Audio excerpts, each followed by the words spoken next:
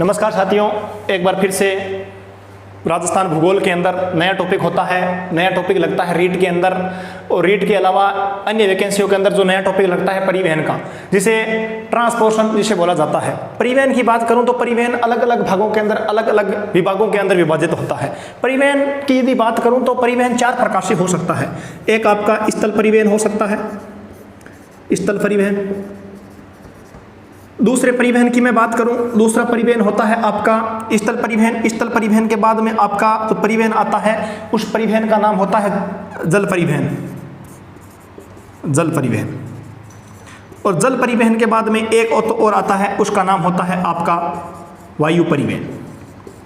सबसे पहले जिस चीज़ की हम बात करते हैं कि परिवहन क्या होता है, परिवहन किस प्रकार से होता है। किसी भी चीज़ को, चाहे आर्थिक हो, किसी भी स्थिति को एक स्थान से दूसरे स्थान तक ले जाना, उसे क्या कहा जाता है? ट्रांसपोर्टेशन या परिवहन कहा जाता है। स्थल परिवहन की बात करूं तो स्थल परिवहन के अंदर कितने प्रकार के होते हैं। स्थल परिवहन के अंदर एक परिवहन आता है जिसका नाम होता है सड़क परिवहन। सड़क परिवहन। जिस प्रकार से मालगाड़ियां होती हैं, जिस प्रकार से कोई और अन्य जो वाहन होता है, उसके द्वारा एक स्थान से दूसरे स्थान तक किसी वस्तु का स्थानांतरण करना ही क्या कहलाता है? सड़क परिवहन कहलाता है। इसके अलावा जो मालगाड़ियां होती हैं उनको क्या कहा जाता है? रेल परिवहन। रेल परिवहन, ठीक है। फिर जल परिवहन होता है। जल के द्वारा किसी भी प्रकार से पाइपलाइनों के आधार पर, पाइपलाइनों के अलावा किसी भी और क्षेत्र में स्थिति को परिवर्तित करना ही क्या कहा जाता है? परिवहन कहा जाता है। उसमें एक होता है आंतरिक परिवहन। आंतरिक परिवहन। और दूसरा होता है बंदरगाह। बंदरगाह परिवहन। ये क्या होती है? 2 चीजें होती है। एक आंतरिक होता है जो आंतरिक स्थिति के अंदर या बंदरगाह के द्वारा किया जाता है। वायु परिवहन की बात करूं तो वायु परिवहन कितने प्रकार के भागों में आता है? वायु परिवहन भी 2 भागों में आता है। एक होता है अंतरराष्ट्रीय परिवहन। अंतरराष्ट्रीय परिवहन। और एक होता है राष्ट्रीय परिवहन। देखो, सबसे पहले परिवहन के अंदर जो आज अपना महत्वपूर्ण टॉपिक होगा, वो आज अपना महत्वपूर्ण टॉपिक होगा एनएच। एनएचओ की बात करूं तो एनएचओ में बदलाव जरूर आया है। हर एक एनएच पर विस्तार से चर्चाएं करेंगे। सबसे पहले तो परिवहन में जिसे ट्रांसपोर्टेशन बोला जाता है, उसकी हमने हाईलाइट पर चर्चाएं की थी। ट्रांसपोर्टेशन की बात करूं तो परिवहन के अंदर परिवहन कितने प्रकार के भागों में होता है? परिवहन 3 भागों में होता है। एक होता है स्थल परिवहन। स्थल परिवहन के अलावा जल परिवहन। जल परिवहन के अलावा वायु परिवहन। वायु परिवहन वह होता है जो जिस प्रकार से हवाई जहाजों के माध्यम से, हेलीकॉप्टरों के माध्यम से, चाहे वो खाद्य सामग्री हो या तेल सामग्री हो, किसी भी प्रकार से एक स्थान से दूसरे स्थान पर उस चीज को ट्रांसपोर्ट करना ही क्या कहा जाता है? परिवहन कहा जाता है। और उसे ही क्या कहा जाता है? परिवहन कहा जाता है। इसमें रेल परिवहन के अंदर 2 प्रकार की भाग आते हैं। एक अंतरराष्ट्रीय होता है जो एक देश से दूसरे देश में, जिसको जो आर्थिक स्थिति, भौगोलिक, सांस्कृतिक क्षेत्रों से परिवर्तित करके किसी अन्य क्षेत्र में ले जाना ही क्या कहा जाता है? उसको परिवहन कहा जाता है। ठीक है। अगली चीजों पर हम, जो आज हमारा महत्वपूर्ण टॉपिक होगा, वो हमारा महत्वपूर्ण टॉपिक होगा एनएच। तो हम क्या करेंगे? प्रमुख एनएचओ पर विस्तार से चर्चाएं करेंगे। इस प्रकार से हो जाता है। अब क्या पढ़ते हैं हम? एनएच पढ़ते हैं।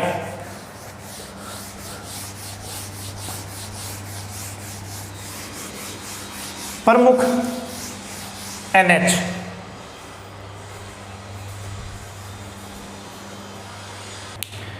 इसके साथ में ही जो प्रमुख रूप से जो नए एनएच है, वो एनएच किस प्रकार से हैं? सबसे पहले एनएचओ की बात करूं तो 31 मार्च 2020 के बाद में एनएचओ में क्या किया गया? एनएचओ में परिवर्तन किया गया। अलग अलग नए परिवर्तन और पुराने एनएचओ भी पढ़ेंगे। किस प्रकार से एनएचओ के अंदर किस प्रकार से परिवर्तित किए गए वो भी पढ़ेंगे, और किस प्रकार से एनएचओ में परिवर्तन किया गया है उस चीज को भी पढ़ेंगे। ठीक है। तो सबसे पहले जो एनएच की जो फुल फॉर्म होती है, जिस प्रकार से हम बोलते हैं national highway, national, NOTAI, national highway, अर्थात राष्ट्रीय राजमार्ग। तो भारत का राष्ट्रीय राजमार्ग की यदि बात करूं तो एनएच कौन सा पड़ता है? आपका NH 48 पड़ता है। ठीक है। एनएचओ में यदि बात करता हूं,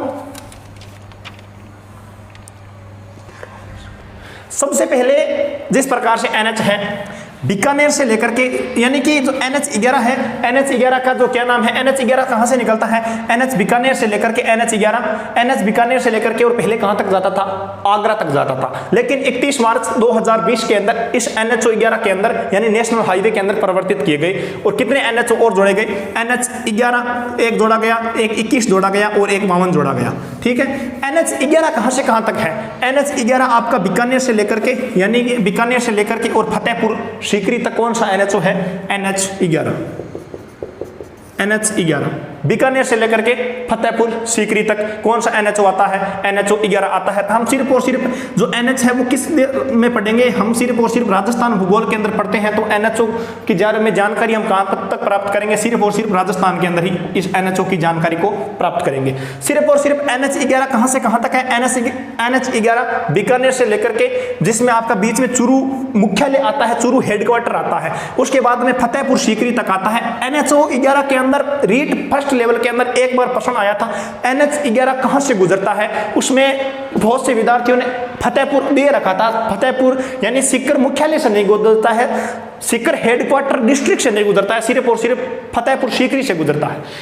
ठीक है, NH11। अब NH52 आता है, NH52 कहां से गुजरता है, NH52 फतेहपुर सीकरी से होते हुए आपका जयपुर हेडक्वार्टर तक गुजरता है। और ये NH कहां तक होता है, ये NH52 कहां तक होता है, NH52 फतेहपुर सीकरी से लेकर के और आपका कहां तक होता है, जयपुर तक होता है।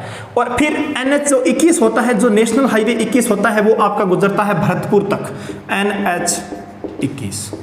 सबसे पहले हमने क्या पढ़ा, NH पढ़ा।